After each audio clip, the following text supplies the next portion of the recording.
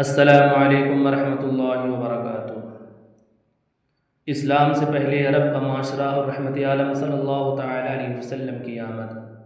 بسم اللہ الرحمن الرحیم۔ الحمد للہ رب العالمین والصلاة والسلام علی سید المرسلین حضرت محمد مصطفیٰ صلی اللہ تعالی علیہ وسلم وعلی آلہ واصحابہ اجمعین۔ میرے محترم بھائیوں اور بزرگوں، آج ہم ایک ایسے زمانے کا تذکرہ سننے جا رہے ہیں جس زمانے کو زمانے جاہلیت کہا جاتا ہے۔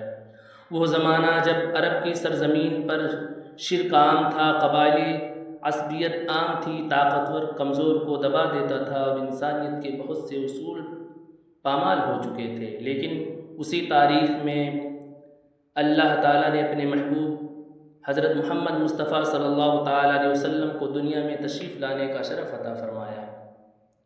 آپ صلی اللہ تعالیٰ علیہ وسلم کی آمد صرف ایک نبی کی آمد نہیں تھی، بلکہ رحمت عالم صلی اللہ تعالیٰ علیہ وسلم کی ہدایت، عدل اور انسانیت کی آمد تھی۔ آج ہم خاص طور پر اس رسم کا تذکرہ کریں گے جس نے انسانیت کے دل کو دہلا کر رکھ دیا، بیٹوں کو زندہ دفن کر دیا۔ قرآن کریم نے اس ظلم کا ذکر کیا۔ اللہ تعالیٰ فرماتا ہے وَإِذَا الْمَوْءُودَةُ سُئِلَتْ بِأَيِّ ذَنبٍ قُتِلَتْ۔ ترجمہ یہ ہے، اور جب زندہ دفن کی جانے والی بچی سے پوچھا جائے گا کہ اسے کس گناہ کی وجہ سے قتل کیا گیا۔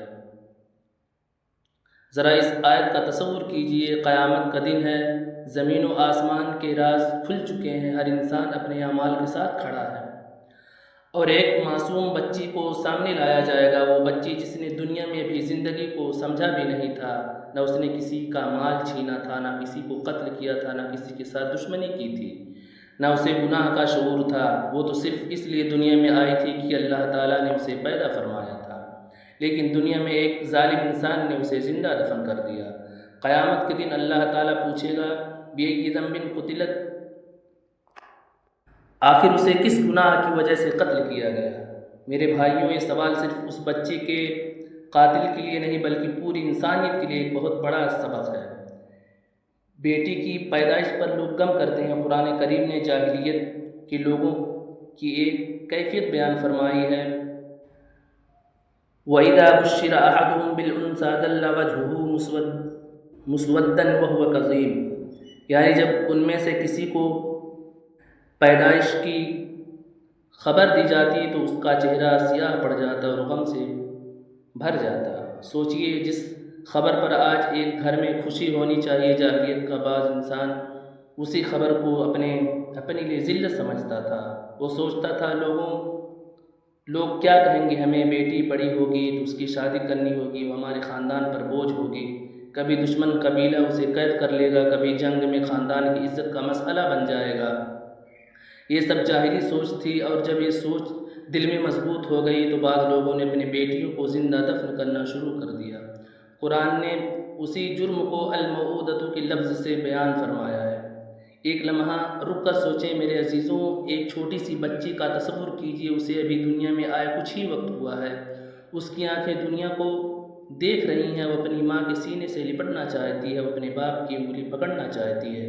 اسے نہیں معلوم کہ دنیا میں کیا ہونے والا ہے، وہ معصوم ہے، اس کا کوئی جرم نہیں، لیکن جاہلیت کی سوچ انسان کو اتنا سخت بنا دیتی تھی کہ بعض لوگ اسے معصوم جان کو ختم کرنے پر آمادہ ہو جاتے تھے۔ یہاں ہمیں ایک بات سمجھنی چاہیے کہ اسلام نے انسان کی جان کو کتنی عظیم حرمت عطا فرمائی۔ اللہ تعالیٰ نے فرمایا وَلَا تَقْتُلُوا النَّفْسَ الَّتِي حَرَّمَ اللَّهُ إِلَّا بِالْحَقِّ، یعنی اس جان کو قتل نہ کرو جس نے حرام قرار دیا، یعنی جسے اللہ تعالیٰ نے حرام قرار دیا مگر حق کے ساتھ۔ اسلام آیا تو صرف بتوں کو توڑنے کی بات نہیں ہوئی، اسلام نے دلوں کو بدلا۔ اسلام نے بتایا یہ بیٹی بوجھ نہیں، یہ اللہ کی عطا ہے، یہ تمہاری آزمائش بھی ہے اور تمہارے لیے اجر کا ذریعہ بھی بن سکتی ہے۔ حضور اکرم صلی اللہ تعالیٰ علیہ وسلم کی تعلیم، میرے بھائیوں، نبی کریم صلی اللہ تعالیٰ علیہ وسلم نے بیٹیوں کے بارے میں نہایت عظیم تعلیمات دی۔ صحیح حدیث میں بیٹیوں کے ساتھ حسن سلوک، ان کی پرورش اور ان کی کفالت کی بڑی فضیلت بیان ہوئی۔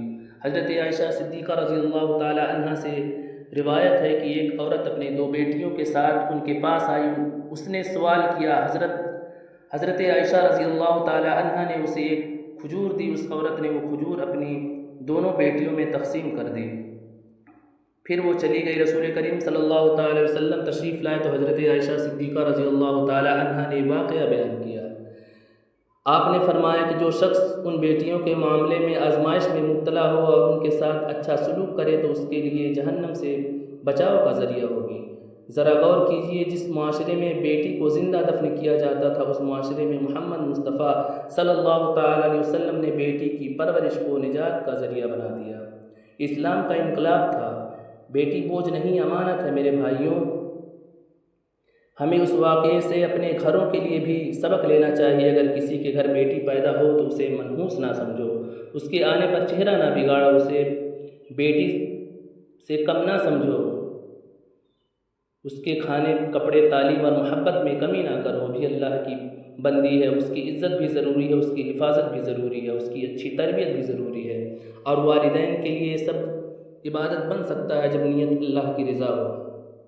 جاہلیت صرف پرانے زمانے کا نام نہیں میرے عزیزوں، ایک بہت اہم بات سمجھنے کی ہے۔ جاہلیت صرف یہ نہیں کہ انسان بیٹی کو زمین میں دفن کر دے۔